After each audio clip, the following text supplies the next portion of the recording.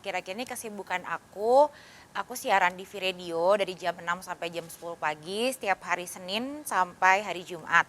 Terus habis gitu hari Jumatnya juga ada taping buat barista, terus kalau ada di hari Senin sampai Kamis ada yang kosong biasanya aku ambil built-in gitu.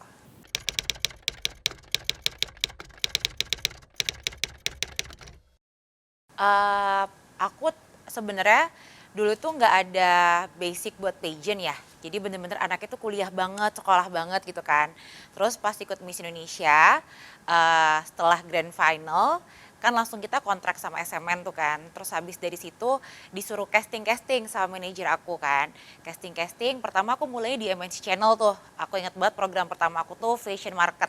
Dan dari situ jadinya bisa sampai jadi bawain berita di Gospot, di Barista, di RCTI itu sebenarnya bisa dibilang Miss Indonesia itu adalah batu loncatan buat karir aku gitu. Oke.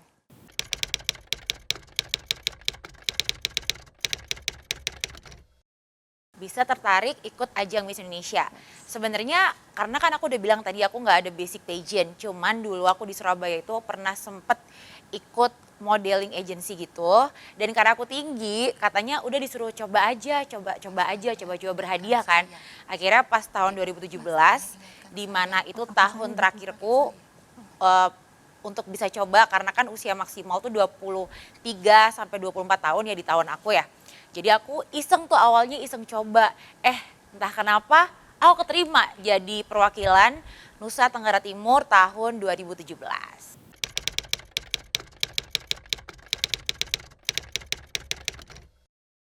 Miss Indonesia buat saya itu adalah ajang beauty pageant yang gak kayak beauty pageant lainnya. Karena kalau di Miss Indonesia sendiri tuh nggak perlu apa ya, nggak cuman harus cantik gitu, nggak cuman harus good looking, kamu tuh harus bisa jadi harus punya nilai plus, contohnya kayak sering bersosialisasi, punya kegiatan sosial, atau kamu tuh punya talent apa atau skill apa. Karena kalau kamu cantik itu nggak cukup buat di Miss Indonesia. Karena kan Miss Indonesia sendiri itu stands for manner, impressive, smart, and social. Jadi sebenarnya itu udah self explanatory gitu.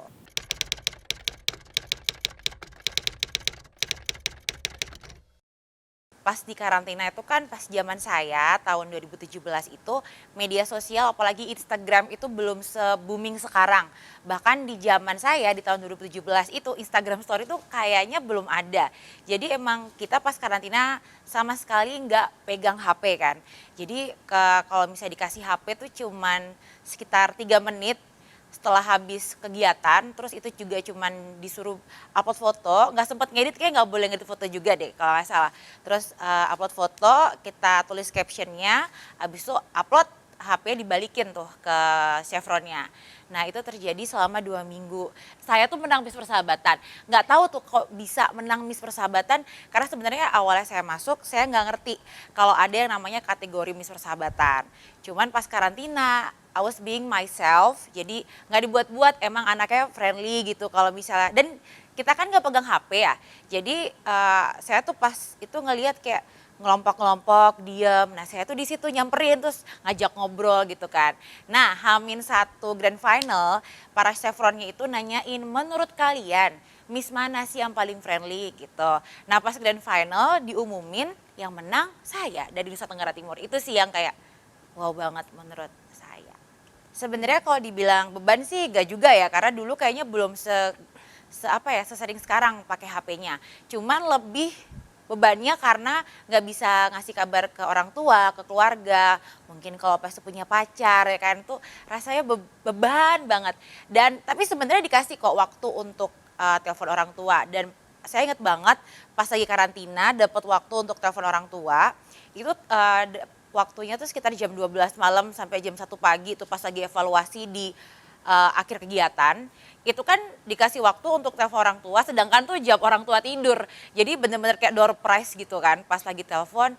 Kebetulan tuh pas saya telepon orang tua saya, itu kebetulan diangkat, itu bener-bener nangis bombay karena kan kangen banget ya. Ada beberapa miss juga yang nelpon orang tuanya tapi nggak diangkat ya, karena jam 12 sampai jam 1 pagi siapa sih orang tua yang masih bangun gitu.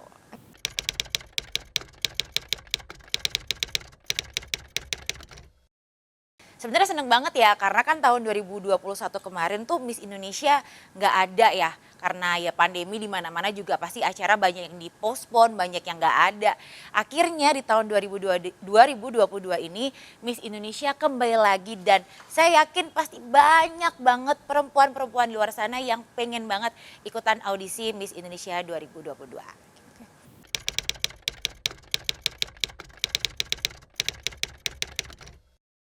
Nah, buat ikut Miss Indonesia, tadi kan saya udah bilang ya, nggak cuman harus cantik, kalian tuh harus ada nilai plusnya, yang harus sering berkegiatan sosial, terus abis gitu harus punya skill yang, karena kan nanti ada talent show ya di situ, jadi tunjukin talenta kamu apa, bakat kamu apa, dan kamu tuh bisanya apa, dan kamu tuh ngerasa bisa ngasih apa sih ke society, ke lingkungan kamu, kayak gitu.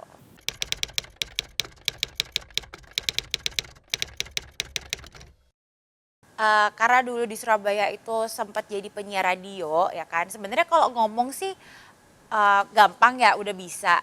Cuman kan ini kalau ngomong depan kamera tuh yang agak susah, apalagi sebenarnya pas grand final Miss Indonesia, atau enggak cuma grand finalnya deh, pas karantinanya aja itu harus sadar kamera, harus bisa, kayak ngomong sama kamera gitu kan. Jadi udah sebenarnya udah terlatih di karantinanya itu sendiri. Nah kalau pertama kali di presenter, itu pas di MNC Channel, iya awalnya sih susah kan, kayak membiasakan diri ngomong ke kamera, tapi lama-kelamaan itu bisa jadi apa ya, lama-lama bisa sendiri kok, kayak learning by doing aja.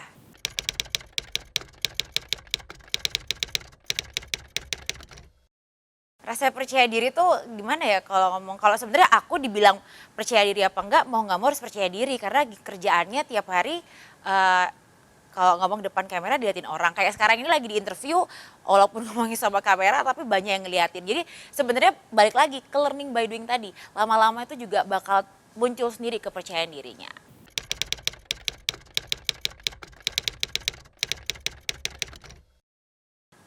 Sebenarnya aku pengen banget coba dunia acting ya.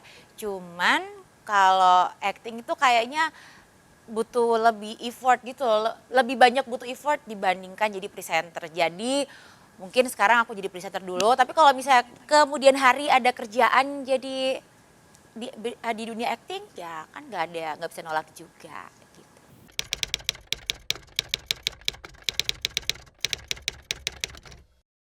Sebenarnya perempuan seperti apa yang bisa menunjukkan Miss Indonesia, kayaknya udah banyak juga ya contoh-contohnya, kan banyak banget ya alumni Miss Indonesia yang menang, udah kelihatan banget lah beda sama beauty pageant lainnya.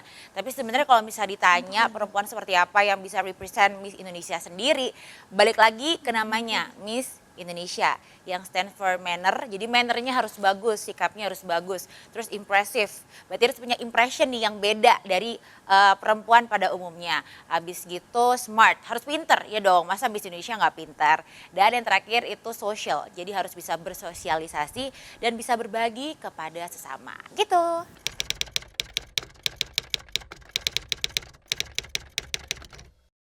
Harapannya semoga acaranya berjalan dengan lancar, nggak ada kendala, terus bebas dari COVID ya kan.